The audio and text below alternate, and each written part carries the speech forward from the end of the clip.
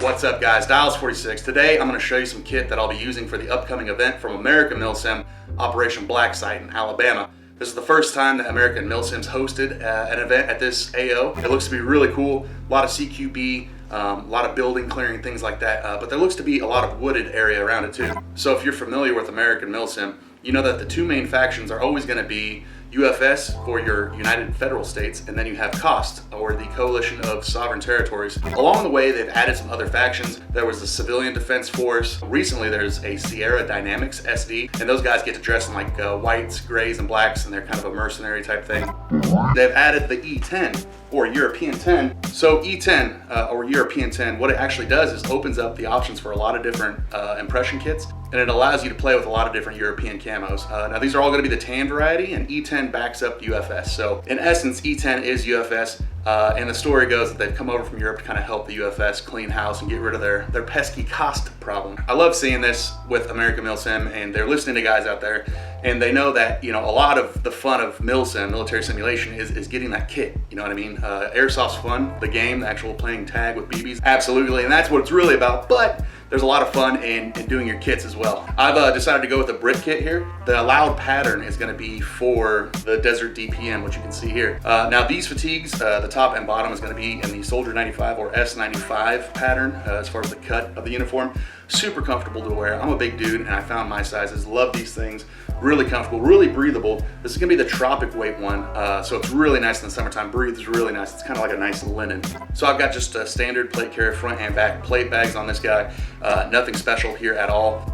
On the front, I'm just gonna have some extra pistol mags here, and an old Paraclete pouch is gonna be for my 1911 45 mags. I love to keep a carbiner on my Molly, or wherever I can attach one. Lets me hang my gloves. So if I'm doing something that requires all the dexterity of my fingers, sometimes it's easier to take the gloves off, and instead of putting them in your pocket or tucking them in somewhere where you might lose them, I love putting them on a carbiner, especially with these mechanics. And a lot of gloves, you'll see if they have the hanger tab on the back, so they slide right on. They're there when you need them. You're not going to lose them. Some EMT shears, no particular reason. Got an IR chem light here, and then a black Sharpie, because you never know when you got to write something down. Jumbo Union Jack from Brit Kit USA. Check them out. They got a lot of cool patches and designs out there. So yeah, got that on the front. IR British flag on the back. I'm wearing the Ops vest, the British Ops vest, and this is going to be the standard DPM woodland camo pattern on it. Behind all the pouches and the backing and everything, it's going to be like a mesh material, so the vest breathes really good.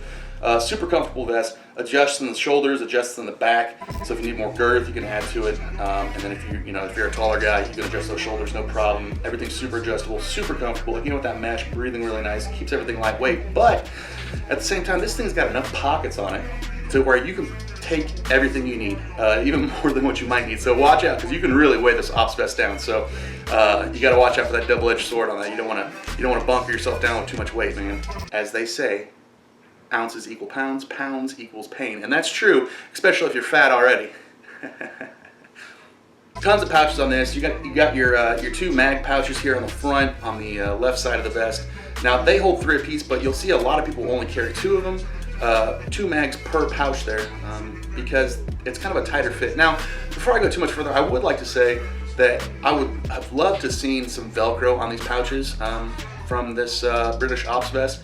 And I know there's a lot of aftermarket mods that guys have done out there. These are really popular. These Ops vests are really popular with SAS and a bunch of different special forces in the UK. They love them, and I can see why. Super comfortable, so much going on, so much carrying capacity.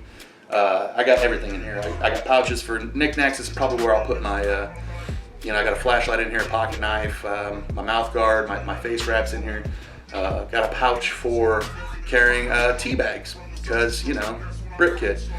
But I've talked with a couple other guys that's going to be in my squad for American Milsim's Black Site, and we're actually going to sit down and we will make sure we take time for tea time.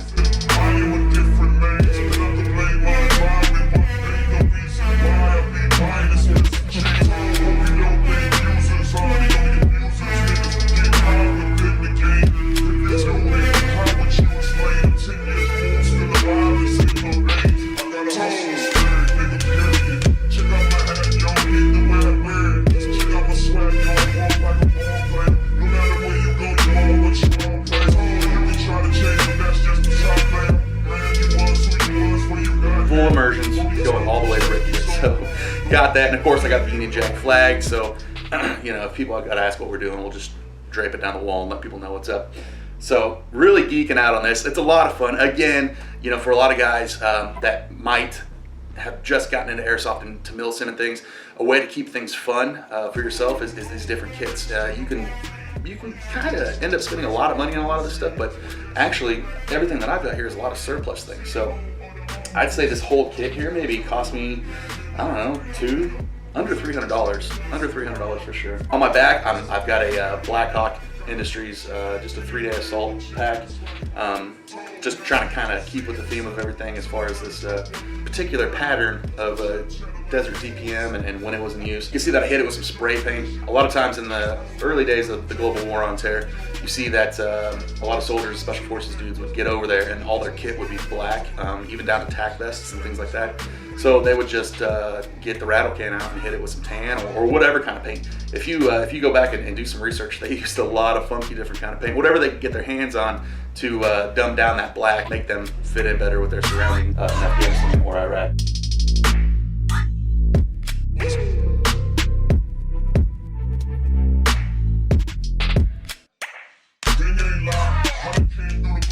On my head, I've just got your basic Mitch ACH. This is actually going to be the large, extra large. Got this from Airsoft GI. Again, painted it up a little bit, added some Velcro to it. I've got the US GI ratchet strap night vision mount on there. The reason I have this US GI issue ratchet strap NVG mount is so I can put my GoPro on there. I'm using that Brain Exploder GoPro mount, which is awesome, and it fits right in there. So yeah, got that going on. Got some patches on it, E-10 patch. I got another IR Union Jack patch on there. On the back, I've got kind of my counterweight pouch Velcroed on there, and inside there I've got extra batteries for my GoPro, extra batteries for my goggle fan there, extra batteries for my shot cam, all that stuff. This is going to be the Skydex brand pad set in there, and it's actually so you can wear you know, comms, and your headband there will sit and not kind of push down on your head. So this pad set's really awesome. Got these on eBay for like 20 bucks. Skydex, really comfortable stuff. Digging that. Probably one of the best purchases I've made in a long time. And then on top, I've just got a little bit of scrim, a little bit of little tan base camo net on top, just kind of break up that helmet silhouette. You'll see a lot of British guys use that a lot. And they still do, actually. So again, really fun, especially if you've been doing airsoft for a while. If you're looking to kind of revamp your love of the game, doing some impression kits is a lot of fun, tracking down all that stuff. And you guys do a lot of impressions out there. What's more important to you? Just using what functions, or are you guys going for certain looks out there? I see a lot of guys that are doing Milsim that go for one particular look. You don't really have to follow everything to a T. Always use what's going to work for you. And you can see that I kind of have here, but it's a pretty good faithful mimic of some of the pictures you'll see out there of UKSF dudes. So lots of fun. Can't wait to get out there and get with some like-minded individuals on the E-10 squad. On the E-10 squads, there's multiple squads of us, so should be pretty fun. And it's not just Brit kit either. I know a lot of guys, my friends from the East Coast, are coming down there doing the Norwegian M90 desert variant. I think it's M90K. So it's going to be pretty cool to see all these different camo patterns out there.